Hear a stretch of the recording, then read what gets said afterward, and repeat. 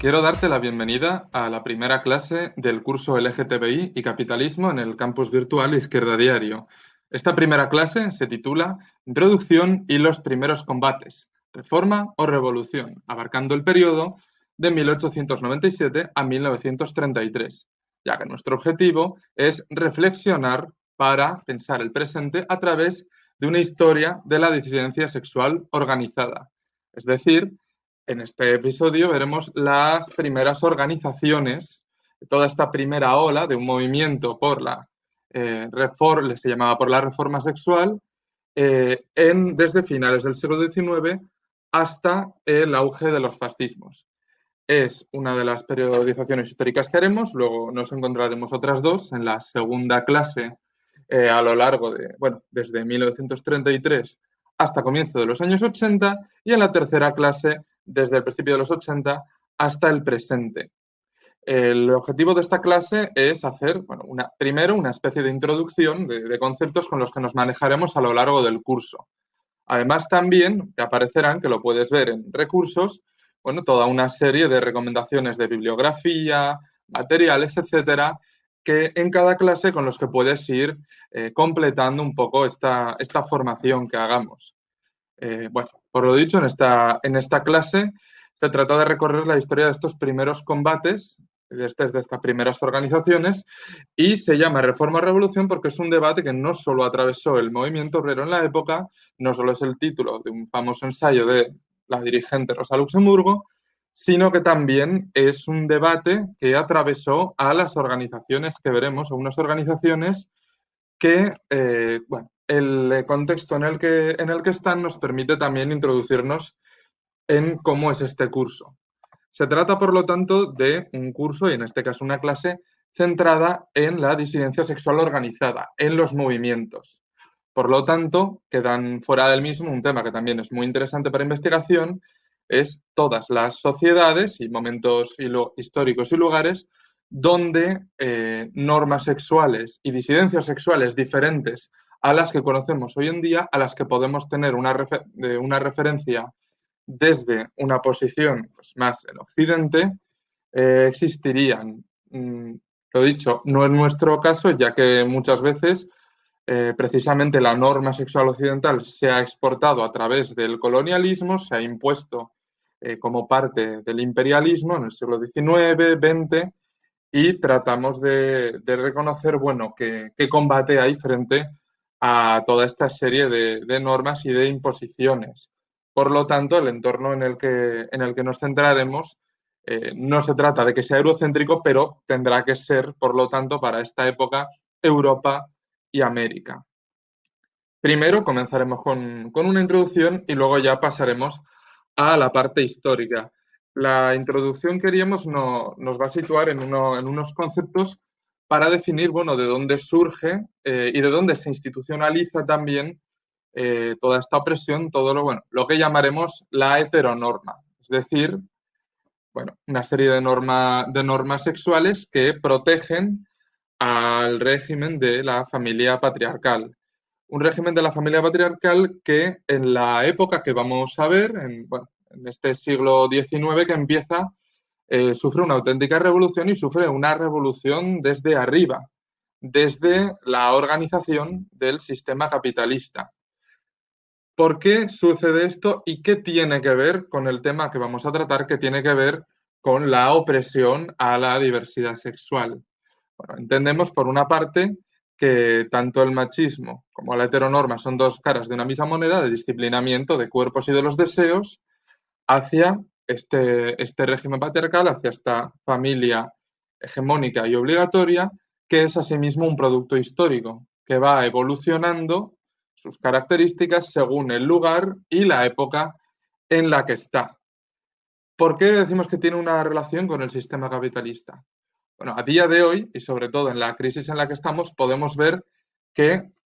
una enorme cantidad de trabajo de cuidados reproductivo recae sobre las mujeres y especialmente sobre las mujeres de clases trabajadoras. Y resulta este uno de los pilares de la familia. Todo esto es un trabajo que las empresas, las patronales, los capitalistas se ahorran. es necesario que los trabajadores y las trabajadoras también sigan teniendo descendencia, que siga siendo la mano de obra barata, y desde esa postura, desde esa óptica, existía en la época que vamos a ver y de forma reinventada continuamente, sigue hasta el día de hoy, un esquema que fuerza ese tipo de relaciones que, bueno, que trata de canalizar, de derivar el deseo hacia organizar ese tipo de estructuras familiares, no solo como forma de supervivencia, sino también como una unidad de la que los capitalistas extraen un beneficio. Aquí se juntan dos elementos, por lo tanto, la idea de explotación y la idea de opresión, que son fundamentales para entender el curso que vamos a hacer. Sin embargo, no te lo voy a contar yo, te lo va a contar Andrea Datri desde el curso Feminismo y Todas Socialismo a través de un clip clases de vídeo. explotadas. Entonces, vamos a partir de comprender como explotación aquella relación entre las clases que hace referencia a la apropiación del producto de trabajo excedente de las masas trabajadoras por parte de la clase poseedora de los medios de producción. Y por otra parte, vamos a definir opresión como una relación de sometimiento de un grupo sobre otro por razones culturales, raciales, sexuales, en este caso por razones de género. Es decir, la opresión refiere al uso de las desigualdades en función de poner en desventaja a un determinado grupo social. La diferencia, en este caso, está transformada en una justificación para el dominio de un sector social sobre otro. Entendiendo estos esquemas, podemos ver cómo se entrecruzan esta serie de elementos para dar lugar a, bueno, a una heteronorma, a una LGTBI-fobia, que además es evolutiva, que va cambiando no solo en base a las necesidades de una, bueno, de una organización familiar, patriarcal y hegemónica,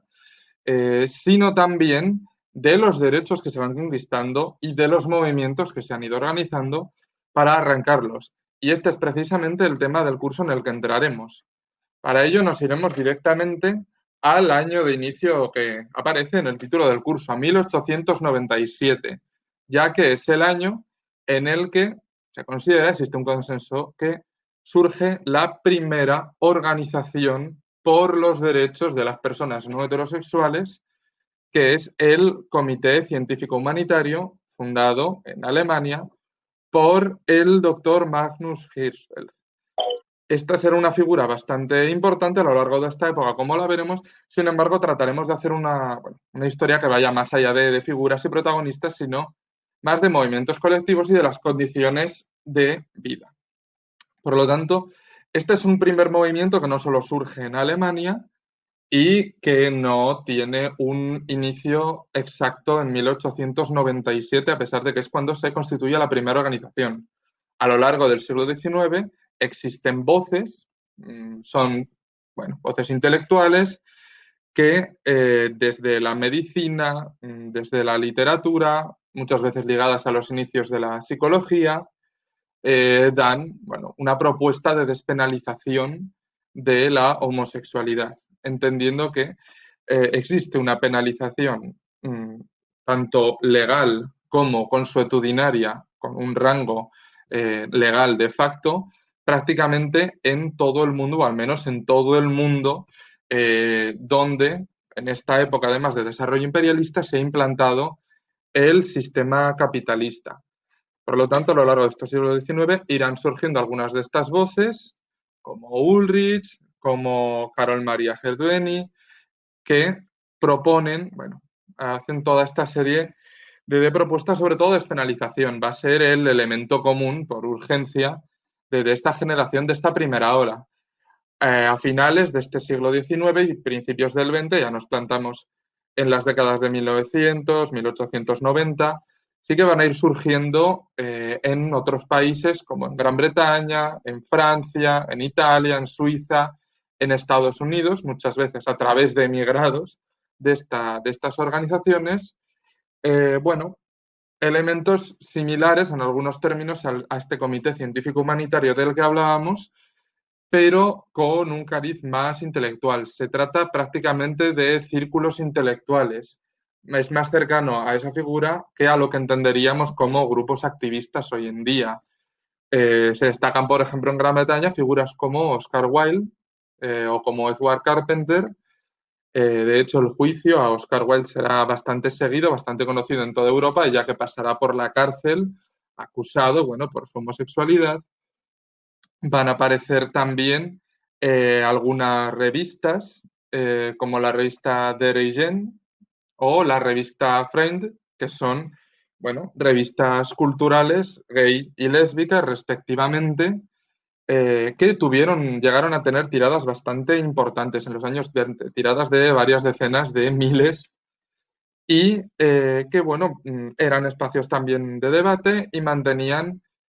se puede ver en ellas las visiones, que existen debates y existen visiones del movimiento en la época. Por una parte, ¿cómo son estas visiones? Bueno, se puede ver por el hecho de que se llame Comité Científico Humanitario y de que en muchas ocasiones estén formados, o al menos su dirección, por profesionales de la medicina, de la psicología, de los inicios de la sexología, que tiene una visión cientifista. ¿Qué quiere decir esto? Aunque hoy, a día de hoy, nos resultaría algo inaceptable, pero en la época se está debatiendo aún, incluso quienes se movilizan por los derechos de la diversidad sexual están debatiendo aún su naturaleza, si es patológica o no. Es decir, se está cambiando en este momento el paradigma de ser un pecado y un delito que debe ser castigado a si se trata de un trastorno mental o algo similar. Esto hoy en día, en el siglo XXI, nos parece, como decía, totalmente inaceptable, pero en la época incluso algunos de los elementos más avanzados se lo planteaban en estos términos y se lo planteaban además bueno, en términos de debate científico. Quien mantenía la dirección eran figuras como estas que tenían diversas teorías y formas de llamarlo. Por un lado, es habitual encontrar en la época que se hable de tercer sexo, es decir, de hombres, mujeres y personas de tercer sexo, donde entrarían, sin muchas distinciones aún, porque se está elaborando todo esto, personas homosexuales, lesbianas, bisexuales, personas trans, intersexuales, etcétera.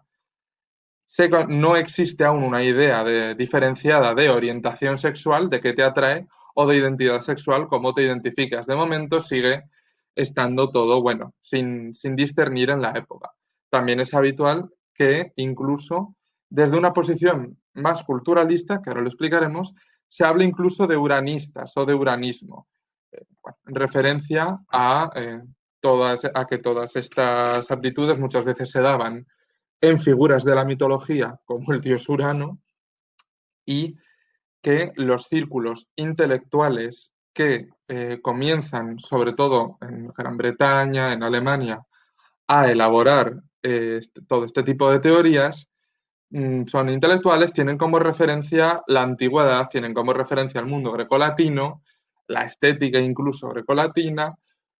ya que es algunas de las referencias históricas y culturales en las que hay normas sexuales que, teniendo otro tipo de represión, sí que permiten mucho más que su sociedad las relaciones entre personas del mismo sexo. Entonces existe muchas veces toda esa traslación de paradigmas de la idea que se tenía desde la edad antigua. También, por otra parte, por seguir definiendo, son por defecto organizaciones profundamente reformistas. Se organizan en torno, por ejemplo, en el caso británico-francés, a la abolición de las leyes que penalizan la sodomía, en el caso alemán, que puede ser el epicentro de todo este movimiento, a el artículo 175, que será una campaña de décadas de duración de la que hablaremos más adelante, que era el artículo heredado del Código Prusiano que penalizaba la homosexualidad, entendiendo además que tanto las leyes como gran parte del movimiento de esta época entendía en homosexualidad también la transexualidad, todo tipo de orientaciones y de identidades que no se definían en ese tiempo. Por lo tanto, nos estamos encontrando en un momento en el que hay una profunda medicalización del movimiento. Trata cuestiones de salud,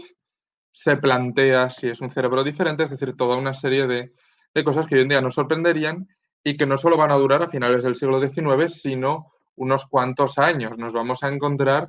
que prácticamente hasta el estallido de la Segunda Guerra Mundial se mantienen estas referencias dentro del movimiento. Por otra parte, también se trata de organizaciones que en un primer momento están sobre todo masculinizadas, se trata de hombres homosexuales, bisexuales, hay algunas mujeres trans, hay algunas lesbianas, pero sí que es cierto que sobre todo a partir de la siguiente década, de 1910 en adelante, van a darse una serie de importantes alianzas con los movimientos feministas y una importante entrada también de activistas lesbianas y bisexuales, mujeres bisexuales, en este movimiento. Una de las figuras más importantes de toda esta entrada, o mejor dicho, en vez de una entrada, de toda esta alianza, sería Anna Rulin, que planteaba que eran cuestiones que debían darse en luchas de forma, de mutuo apoyo o solidaria. También, además, a partir de 1910, se comienza a penalizar en este código la homosexualidad femenina, que de tan invisibilizada había estado incluso fuera de gran parte de los códigos legales. Toda esta colaboración a lo largo de las décadas siguientes va a dar frutos bastante importantes, como por ejemplo que estas organizaciones de la diversidad sexual apoyaran la legalización del aborto hace más de 100 años, o también viceversa, que se empezara a incorporar todo un discurso de que el lesbianismo también existía y dejara de invisibilizarse. E incluso un cierto cuestionamiento de la medicalización y del cientifismo que había en aquella época, en la que todavía se están cuestionando de qué naturaleza son estas personas de tercer sexo, si necesitan ser atendidas por psiquiatras y psicólogos de la época, con todos los problemas que ello conllevaba visto a día de hoy, o no, pero sobre todo se trataba de una situación de sacar de las cárceles, de sacar de las llamadas listas rosas, que eran listas que hacía la policía, a base de delatos, chivatazos, etcétera. Por una parte, se está dando todo este caldo de cultivo que en un primer momento se trata de organizaciones intelectuales entre pequeño burguesas y burguesas y centradas en reformas, no tienen una visión de conjunto de clases sociales, sino que se enfocan a estos debates. Sin embargo, sobre todo a través de sus publicaciones, de los periódicos, irán creciendo y vamos a encontrar ya en los años 20 cerca de 20.000 suscripciones, tanto a las revistas gays como lésbicas, como importantes delegaciones de estos círculos, de estas organizaciones en cada vez más ciudades. Pero mientras tanto, ¿qué sucedía en el movimiento obrero? El movimiento obrero en este momento, también a finales del siglo XIX, es un entorno muy interesante para estas cuestiones, porque se dan numerosos debates y posturas. Por un lado, si también pensamos en el caso alemán, la movilización en torno al famoso artículo 175 que explicábamos, que conllevaba penas de cárcel, movilizará a algunos dirigentes y a algunas bases también del Partido Socialdemócrata Alemán, que en ese momento es el partido obrero más grande de Europa. Por ejemplo, son conocidos y los puedes encontrar en los recursos los discursos de Bebel en 1895 o de Bernstein en 1898 por la despenalización de la homosexualidad, por la abolición de este artículo 175 en Alemania. Va a ser la primera vez que a nivel parlamentario organizaciones del movimiento obrero planteen esto. Sin embargo, es un debate que ni comienza ni termina en ese momento. El SPD terminará adhiriéndose a la campaña por la despenalización de ese artículo. Sin embargo, como veremos a lo largo del curso, este artículo va a durar hasta 1969, se va a reformar en la época del nazismo y va a pervivir tanto en la RDA, tanto en la República Democrática Alemana, como en la República Federal Alemana, aunque se derogará en la RDA en el 57 y en la RFA en el 69. Volviendo a finales del siglo XIX, donde estábamos, Es una época, sobre todo los años precedentes, 1910, 1910, la década de los 20, en la que en todo el movimiento obrero, desde Europa hasta América, pasando por las organizaciones en China, surge una tremenda avidez y discusión por la cuestión de la sexualidad. Hay una politización de la cuestión sexual, de las relaciones de pareja, de las relaciones, cómo se inscriben en las relaciones sociales, y hay también una profunda avidez de educación sexual. Hablábamos al principio de una época en la que se instaura un esquema patriarcal de familia que hasta el día de hoy se sigue manteniendo, pero que es particularmente fuerte. Ya hablamos de que se implanta en unas organizaciones, en una situación de absoluta precariedad para las clases trabajadoras. Hay psicólogos de la época que se planteaban, bueno, qué tipo de salud sexual puede tener una familia obrera en la que el matrimonio vive y tiene relaciones en la misma habitación que 5 hijos que duermen varios en camas. Es decir, es una cuestión que aparece con mucha avidez en los movimientos obreros, sobre todo entre la juventud y las mujeres. La cuestión bueno, de métodos anticonceptivos, de tratar de no tener familias enormes, aunque se tuvieran sobre todo por la mano de obra infantil, de bueno, las relaciones, de los temas del amor libre, comienza también a cuestionarse. Y todo en este caldo de cultivo, tanto en la socialdemocracia como en el anarquismo, como en las organizaciones comunistas, aparecen estos debates. Por un lado, la juventud se moviliza bastante en torno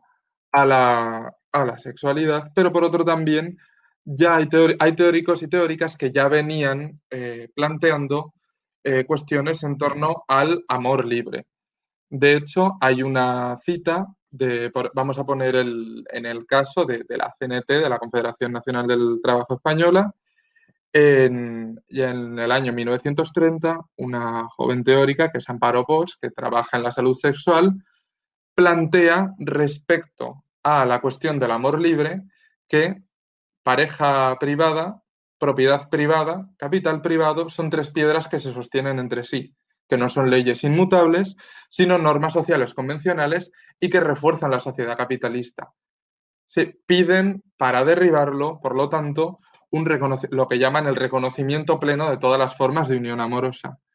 Este tipo de planteamientos en ocasiones incluían la homosexualidad, en ocasiones no. Hay que reconocer que al mismo tiempo que sucedía todo esto, existía un profundo rechazo en muchas organizaciones obreras, tanto a nivel de base como incluso a nivel institucional, de este tipo de cuestiones. No solo porque en bastantes ocasiones se planteaba que no era deseable que las mujeres de las familias trabajadoras fueran asalariadas,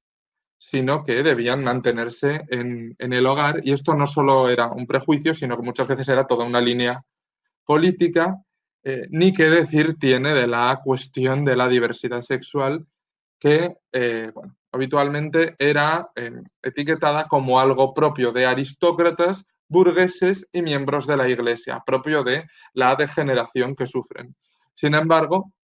por otra parte, aristócratas burgueses y miembros de la Iglesia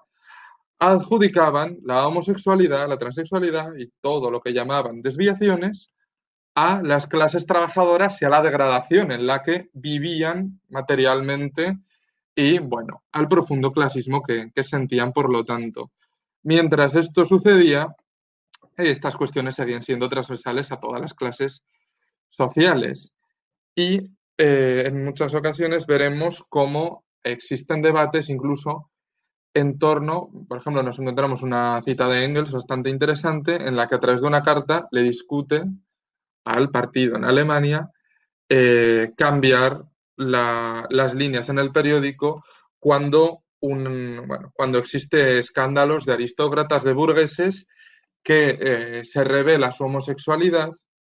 y que no se use eso para atacarlos, ya que son un escándalo de la prensa generalista, que la prensa obrera no se sume a ese coro de la prensa generalista en la que usa eso para atacarlos por su degeneración, etcétera, etcétera, sino que los ataque por ser aristócratas y burgueses y por el papel que ello conlleva en la explotación y en la sociedad de clases, que, bueno, no cayeran en ese prejuicio. Por otra parte, es una época en la que surge, y estamos hablando de la Primera Guerra Mundial, una oleada revolucionaria en toda Europa, encabezada por la revolución en Rusia, pero que se extiende con intentos en Alemania, en Hungría, en Finlandia, profundas agitaciones en toda Europa también, incluso desde América Latina hasta los Estados Unidos y desde China hasta Japón. Es una oleada revolucionaria que sacude el mundo, que dará lugar al primer Estado obrero de la historia en Rusia y esta cuestión no puede pasarse por alto también para un movimiento que, como decíamos, se debate entre la reforma y la revolución y tiene lugar entre ideas de reforma y revolución. Por lo tanto, ¿qué sucede cuando estalla la revolución en Rusia? Aparte de,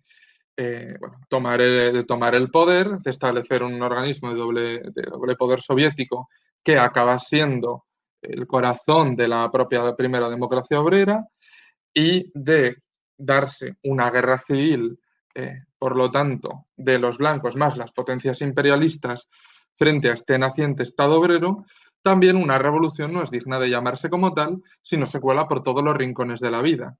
Y dirigentes bolcheviques van también a teorizar, y no solo a teorizar, a tratar de poner sobre la práctica en esta experiencia que la revolución se cuele también a los interiores de las cocinas, a los interiores de las casas, a derribar las instituciones heredadas del feudalismo de profundo sometimiento a la mujer. Y a veces en este paquete también entraron una serie de medidas que afectan a la diversidad sexual. ¿En qué consiste? Por una parte, se habla de acabar con la esclavitud doméstica, o sea, con la esclavitud de la mujer, por lo tanto, en el hogar.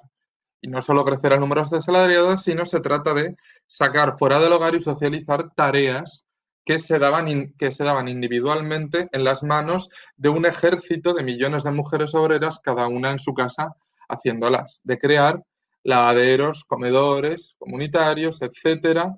de también la cuestión de la educación de los niños, tratar de socializarla lo más posible, y todo esto se da en una serie de debates muy interesantes en plena guerra civil y en un caldo de cultivo en el que no existe todavía un Estado obrero burocratizado, como se implantará después, sino que se da de momento todo un amplio debate. Y junto a estas medidas, la legalización del aborto, llega también la despenalización de la homosexualidad. Es la primera despenalización de la homosexualidad de facto que se da en el mundo, ya que aunque bien es cierto que muchos de los países tenían leyes que la penalizaban y otros no directamente, se hacía a través de otras leyes como escándalo público o se hacía directamente a nivel social. Esta es la primera despenalización, ya en el año 1918, de la homosexualidad que se da. De hecho, va a estar encabezada toda esta iniciativa por un personaje que es Grigori Batkins, que es comisario de Salud Pública, y que plantea que la legislación soviética declara la absoluta no interferencia del Estado y la sociedad en las cuestiones sexuales, mientras nadie sufra daños físicos ni se perjudiquen sus intereses. Esto abriría una era totalmente nueva para las personas LGTBI en Rusia y en los lugares donde se va a extender la revolución. Pero, ¿cuál es la situación? A pesar de que una ley diga esto, la igualdad ante la ley no es igualdad ante la vida si no se acompaña de una pelea por esos derechos. Y es que dentro del bolchevismo, como dentro de los movimientos obreros de toda Europa y de muchas de las organizaciones que luchaban por los derechos de la diversidad sexual, existen aún posiciones cientifistas. Y existe todo un debate que se dará también en la Rusia revolucionaria. Habrá posturas procreacionistas y posturas más centradas en la cuestión de la libertad sexual. Con procreacionista queremos decir pues una parte de este movimiento obrero que pensaba, bueno, que en una nueva sociedad socialista, el nuevo hombre y la nueva mujer de esta sociedad, que es algo que piensan los movimientos obreros de la época, sería, bueno, totalmente responsable con la cuestión de la procreación, de dar hijos. La familia sería un elemento central, pero la familia tal y como era. Y desde ese punto de vista seguían manteniendo los enfoques cientifistas que bueno, consideraban a la homosexualidad un problema, por lo tanto, otros sectores no lo harían y habría importantes debates, pero se mantendría esa despenalización y además se heredaría, como decíamos, en el contexto de importantes debates sobre el amor libre, sobre las relaciones monógamas, bueno, sobre los núcleos familiares, sobre la educación de los niños, etcétera, etcétera. Todo ello, como decíamos, hace 100 años en ese contexto revolucionario. Sin embargo, esto no se daría solo en Rusia y no duraría para siempre. Por un lado, estos debates, a través desde el contexto ruso, saltan al resto de Europa e incluso a América también. Y saltan de manera que, por ejemplo, las organizaciones que comentábamos que había en Alemania, cuando se da el caso de la Revolución Alemana, bueno, de los procesos revolucionarios derrotados en Alemania, pedirán la adopción de las leyes soviéticas, ya que las entenderán como un modelo a exportar también. Asimismo, enviarán delegados para mirar cómo se había hecho, al igual que otros países, y que organizaciones obreras de otros países, sindicatos, partidos, etcétera, que querían ver, bueno, tenían los ojos puestos en qué estaba sucediendo en este nuevo Estado obrero, qué ideas podían sacar y también cómo internacionalizar en cierta manera este proceso. Esto va a dar lugar a partir de 1928 a la fundación de la Liga Mundial por la Reforma Sexual. ¿Por qué entonces y por qué este nombre? Reforma sexual era el término que se utilizaba en la época. Como veíamos, se trata de un movimiento donde el factor científico, de científicos de la salud, tiene muchísimo peso y hablan de una reforma sexual, sobre todo en torno a las condiciones en las que se vivía la vida sexual de la mayoría de la población, que incluían, en este caso, la penalización, a las penas de cárcel, las multas, las delaciones, el castigo en psiquiátricos, etcétera. Pero también se hace mundial desde este momento partiendo desde Alemania, desde el epicentro del movimiento que veíamos en las décadas anteriores, donde ya se había ido extendiendo en otras ciudades y se empezaron a mantener contactos con secciones en otros países, no solo en el contexto europeo, pues con Italia, Suiza, Francia, etcétera, sino incluso con, bueno, profesionales y círculos en Japón o en Liberia, en Estados Unidos,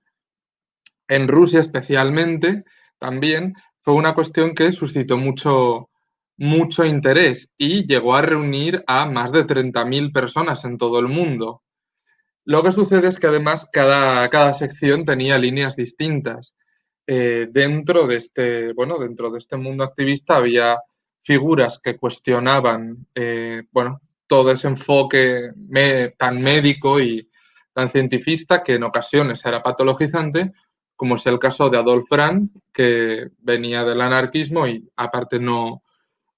veía este horizonte, o como también es, por otra parte, la sección española de la Liga por la Reforma Sexual, que no incluía dentro de esa idea de reforma sexual la homosexualidad. Son posturas tan distintas, pero en general sí que se solía incluir. Esto, como decíamos, tampoco es eterno. En 1928, en la URSS, que tanto interés había suscitado a nivel de política sexual y de política de género, las cosas habían cambiado. Se había producido un proceso de burocratización del Estado obrero y esto, si decíamos que la revolución, para llamarse como tal, llegaba hasta los últimos rincones de la vida y también hasta los hogares y las relaciones personales, la contrarrevolución también lo haría. Y es que a partir de los años siguientes, de 1929-34 en adelante, se empezaría a tirar para atrás estas reformas liberalizadoras respecto a la cuestión sexual que se habían hecho en Rusia. Por ejemplo, lo más importante sería en el 34, volver a restringir el aborto y volver a penalizar la homosexualidad. De hecho, miles de personas serían enviadas a instituciones penitenciarias Precisamente por eso habría numerosas deserciones del Ejército Rojo por el mismo motivo, tratando de escapar. Es decir, lo que se llamaría, bueno, pues también una reacción que llega hasta el fondo de los hogares. El objetivo de esto también era instaurar un nuevo pilar de disciplina dentro de las familias, o al menos así lo determinan en los propios textos, y además esto se dará en un contexto que ya es la entrada de los años 30, donde los fascismos en Europa no solo están en Italia, sino también en Alemania, y hay poderosos movimientos fascistas en todos estos países. Sobre todo si nos centramos en la situación en Alemania, ya que era donde más movimiento había, se trata de un quiebre absoluto con la situación anterior. Por una parte, a partir del año 33, que es la llegada de Hitler al poder, comienzan leyes más restrictivas, campañas policiales más exhaustivas, y comienzan también a partir del 34-35 los internamientos en campos de concentración, desde Dachau, Buchenwald, a lo largo de la existencia de los campos, sobre todo a partir del 39, se va a enviar a más de 100.000 personas, hay varias estimaciones, pero suelen estar en torno a las 100.000 personas, a campos, cárceles y psiquiátricos con el triángulo rosa, que indicaba inversión sexual, homosexualidad, etc. Bajo esa etiqueta se van a enviar no solo personas homosexuales, sino también transexuales. También habrá un triángulo para muchas lesbianas que sufrieron los campos de concentración, y todo esto se hace con lo que decíamos, con una vuelta de tuerca de ese artículo anterior 175, donde se agravan las penas. Esta sería la situación tanto de muchas personas que sufrieron la represión de los campos, como de muchas personas que además dieron la pelea, por lo tanto estaban en una postura antifascista, además de por los derechos, que sufrirían tanto la represión como participarían en la lucha. Por ejemplo, está el propio caso del Comité Científico Humanitario, fundado por Hirschfeld, que hablábamos antes, que sería uno de los primeros objetivos en ser destruido y sus libros quemados por los nazis, en el propio año 33. De hecho, en las famosas hogueras de libros de los nazis se quemarán esos libros, se quemarán una estatua de Hirschfeld que había, muchos de sus miembros tienen que esconderse de alguna manera, pasan a la clandestinidad mientras intentan salvar los archivos que pueden, intentan seguir luchando, intentan organizar ciertas redes también para colaborar con las peleas que había en las calles, toda la lucha contra el gobierno nazi reciente. También llegada a la guerra incluso serán una parte importante de la participación. Por ejemplo, uno de los casos más conocidos puede ser en Holanda la quema de los archivos que tenían registros de población judía, de población homosexual, etcétera, serían quemados justo antes de la llegada de los nazis para evitar que esas personas, y hablamos de decenas de miles de personas, fueran registradas y fueran a por ellos. Esto lo encabezó un grupo de activistas homosexuales, el más conocido puede ser Bonarondeus, que sufrieron la represión también. Como vemos, la situación a partir de este momento, que es el punto cronológico de fin de esta clase, abre un proceso de represión nunca antes visto, pero también el fin de este ciclo, la salida de la Segunda Guerra Mundial, dará lugar a una situación totalmente nueva, marcada por intentos de reconstrucción de los movimientos anteriores y también de nuevos movimientos. Pero esto lo veremos en la siguiente clase, que trata de, desde el final de la guerra hasta 1981, la situación que surge. Puedes ver estos vídeos a tu propio ritmo, te recomendamos buscar los recursos que aparecen, la bibliografía, etcétera, y nos vemos en la siguiente clase.